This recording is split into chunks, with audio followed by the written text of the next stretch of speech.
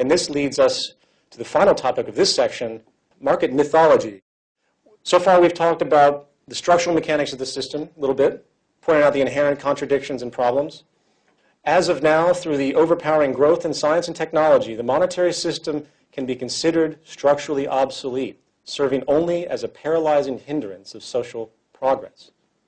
Not to mention a destroyer of trust, human trust in the environment. That's a whole different topic in and of itself.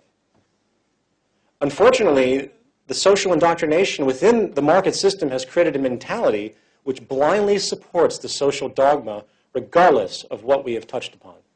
The identity relationships are simply too strong. In many ways, it's like a religion. Taking away the belief in the market system is like taking away someone's belief in God, for it challenges who they are.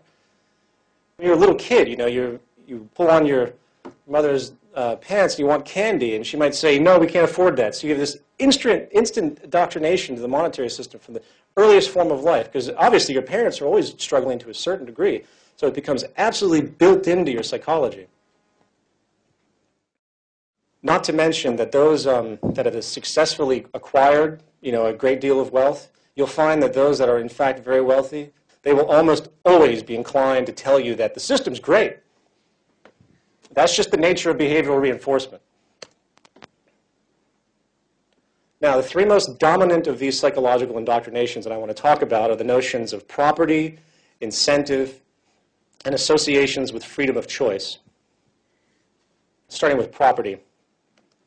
The capitalist economy is founded on the very idea of exchanging property in the markets. Even your labor is a form of property in a sense. The world that we know is so bound up in the process of buying and selling that most just can't imagine any other way of functioning human affairs. Property is often associated with so-called rights as well. We use a legal system to protect our property, and if anyone interferes with what is mine, their freedom can possibly be taken away. In fact, there is even an entire industry which is there to tell you what the best property there is to own. It's called advertising, of course. Yet, with all of this obsession over property, very few ask the question, why do we have property to begin with? The answer is simple. It's scarcity. Property is an outgrowth of scarcity. The farther we go back in time, the more difficult and time-consuming it was for people to create tools or extract a resource. They, in turn, protected it because it had immense value relative to the labor entailed along with the possible scarcity associated. People claim ownership because it is a legal form of protection. Property is not an American or free enterprise or capitalist idea. It is an ancient mental perspective necessitated from generations of scarcity. If there isn't scarcity, the rationale for property becomes an irrelevant issue. Now let's move on to the idea of incentive. As the theory goes, the need for a profit provides a person or organization with a motivation to work on new ideas and products that would sell in the marketplace. In other words, the assumption is that if technology replaced humans in the workforce and abundance could be created, then people would just have no motivation to do anything socially relevant. No monetary incentive, no progress is the idea. There are two glaring issues with this assumption. The first is that it is entirely based on projected values. And values are almost entirely based on culture. Nikola Tesla, Louis Pasteur, Charles Darwin, and the Wright brothers, Albert Einstein, and Isaac Newton did not make their massive contributions to society because of material self-interest. Did Martin Luther King walk down the street in Birmingham, Alabama, while a bunch of racists threw rocks at his head because he was on his way to cash a check? If the incentive motivation theory held true, then you would see no volunteerism in the world today. Amazingly, in a 1992 U.S. Gallup poll, it was found that more than 50% of American adults volunteered time with no pay for social causes at an average of 4.2 hours a week for a total of 20.5 billion hours a year. This is pretty amazing, especially with the lack of social capital in a place like the United States, which is the most powerful free market country there is. The ideology is the most ingrained, so I find that to be pretty incredible. The sickness of self-interest generated by the monetary system, even with this sickness, humans still strive to help each other and give to society without reward. What's even more amazing is that the poor and the middle class are more likely to volunteer than the wealthy. And think about that, these are the people that have the least amount of money. So it makes you understand the cultural and psychological nuances that are created. The more money you get, the more diseased you might possibly become. It's a fascinating phenomenon. The second thing to consider is that while it is true that useful inventions and methods do come from the motivation for personal gain, the intent behind those creations has nothing to do with human or social concern. For the incentive goal is not to improve humanity, but to make money. There is a massive disconnect. And as we have denoted thoroughly, the very means by which money is obtained in our system is counter to social progress fundamentally, for it is based on the deliberate withholding of efficiency.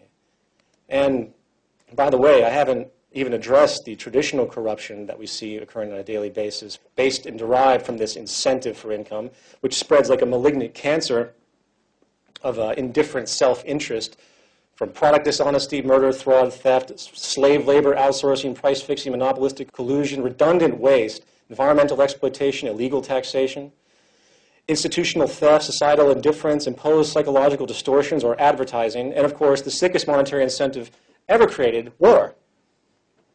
That is the reality of the monetary incentive.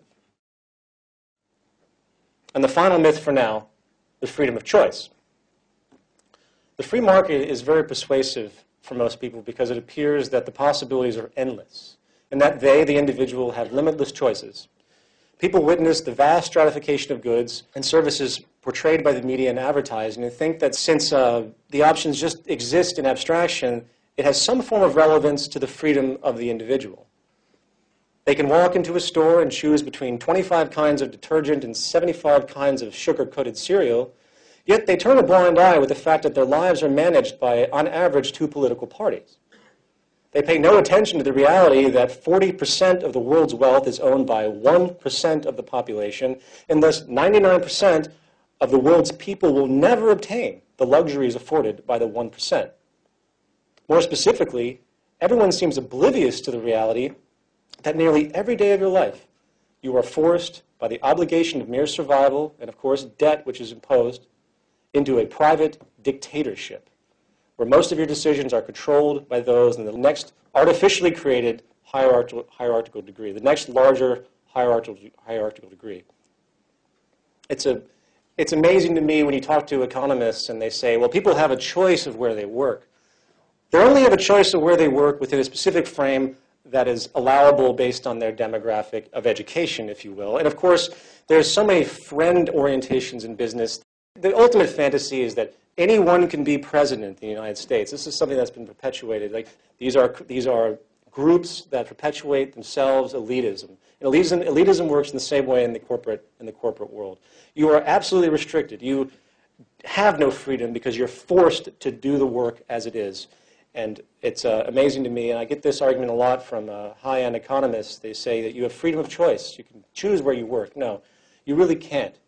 When you get out of college, there's this wall of jobs, and you can find your slot, and that's about it. That's your choice. It's a preset choice.